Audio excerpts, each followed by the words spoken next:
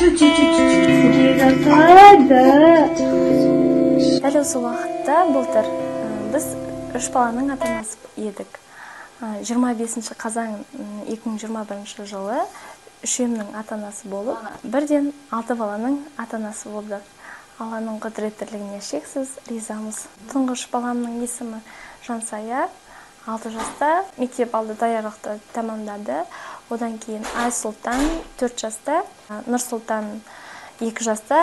Одан кейін осы үшем бұйырса 8 ай болады. Гүлсая, Нұрсая, Нұрсила. Үшемді дүниеге әкелгенге дейін мен Алматы облыстық Алатау қоғамдық саяси газетінде журналист болып істеген болатынмын. Күйеуім жиһаз жасайды. Айлық табысы әрқалай тапсырыстың келуіне байланысты. Бұл ата-енемнің үйі. Ол кісілер 2003 жылы Монғолиядан көшіп келген болатын. Ең басында ол кісілерге Шадринадан үй берген болатын. Шадринадан үй берген кезде ол кісілер 6 баласы болғандықтан көп қабатты үйлерде тұра алмайтынын ескертіп, әкімшілікке айтып, жер үй беруін талап етеді. Жер үй берген кезде ол кісілерде азаматтығы жоқ болғандықтан бұл доверенностьпен беріледі. Одан кейін доверенностьпен беріледі. Сол бойы бұл үй атқа түсірілмей қалған. Бұл үй мемлекеттің меншігінде емес, бір орыс апа бар, ол кісі қайтыс болып кеткен, ол кісінің бала-шағасы бар. Апаның қызы келіп тұрады.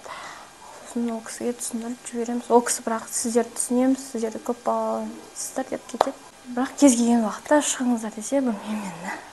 Заңдастыру үшін жүгірдім, адвокат жалдадым. Адвокат жалдаған кезде, яғни біз заңда бар екен ғой, 10 жыл светін, суын төлеген жағдайда аударылады. Сол бойынша жүгірдім. Сосын соттың шешімі шықты, бізге тиесілі деп. Содан кейін барып, аяғым ауыр болғаннан кейін босанып, сол бойы документ сонымен тұр. Қазіргі таңда біз үйде 12 адам. 5 ересек адам, 7 бала, 6 бала өзімдікі. Одан кейін қайынсіңлім бар, қайынсіңлімнің былтыр қайтыс болды күйеуі. Содан күйеуі қайтыс болғаннан кейін өзіміз бауырымызға басқан болатынбыз. Соғымның қызы бар. Үйде мысалға 12 адамды былайша айтқан кезде күйеуім ғана асырап отыр. Бір-ақ адам асырап отыр. Енем зейнеткер, атам үйде көзінің нашарлауына байланысты жұмыстан шыққан болатын. Қазір ол кісілер мысалға жалақысыз жұмыста десем де болады. Қазір 3 жақтап 3 баланы қараймыз. Ол кісілердің біреуі бір жаққа кетіп қалса, мен кәдімгідей қиналамын. Ал қайынсіңлімдікі мысалға жастар тәжірибесіндегі жұмыста ол 1 жылға кешіп жатқан отырған, ол да белгілі уақытта тоқтауы да мүмкін. Сыртта тұрған жүк көлігі, яғни бізді асырап жүрген десем де болады. Мысалға кейбір кезде қаржат болғанда доставкасын жасап сөйтіп. Соны біз кредитке алған болатынбыз. Былтыр 2 миллионға алған болатынбыз. Мамам жақында ғана өтіне операциясы өтін алдырды.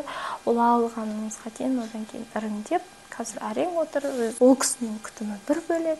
Жақында ғана ұлым Айсұлтан паховая грыжа болып, ол да операцияға түсті. Жүріп келгенін бәрін естісең, барлық қаржы қысылып қалатын жағдайларымыз болады. Сондықтан да мен айтатыным, ең бастысы шыны керек, баспана мәселесін қолдастырып, тездетіп реттесем. Мен қыста қайтадан сырыспен, қайтадан көңіл күйім түсіретін үйдің болғанын қаламаймын. Жарайды, мен төзем, бірақ жаңадан туылған баланың организмі оны көтере алмай ма деп қорқам. Ертеңгі күні оларға бірдеңке болса, мен әкімшілікті, ана жақты, мына жақты кінәлаумен ештеңе таппаймын. Айналып келіп өзімді кінәлаймын. Бірақ маған қажетті болған жағдайда мен шырылдадым.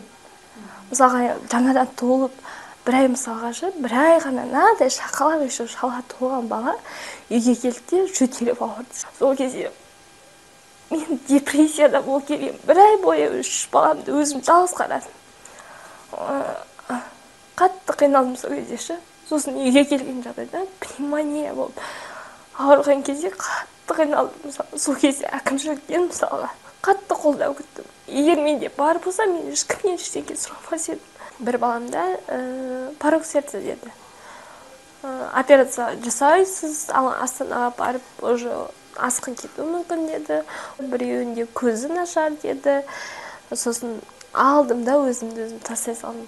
болды, мен бұл балалардың үшеуі де аман болмайды, мен уже үшеуімді не алып келсем де үшеуіне қарай алмайтын сияқты, мен өзімді өзім тастай салдым. Бірақ қыздардың шырылдап жылаған дауысы қайтадан менің өмірге құлшынысымды оятты.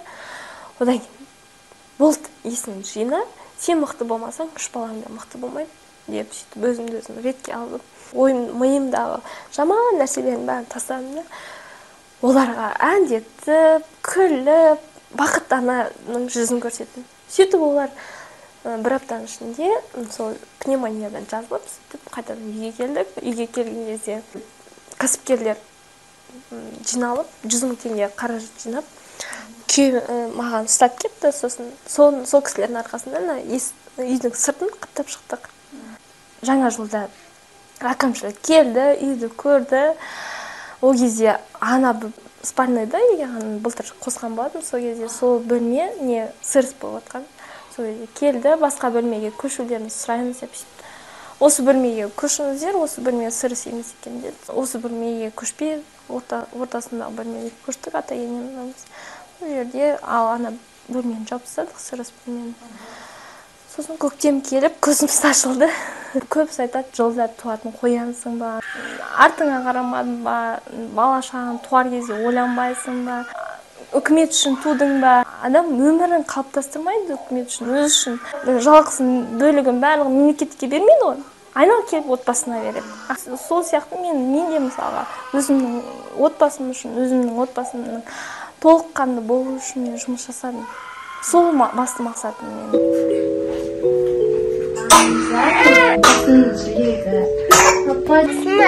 Сына, ерге бесін басына, дін сараңдар болсын, дастархан нұры болсын.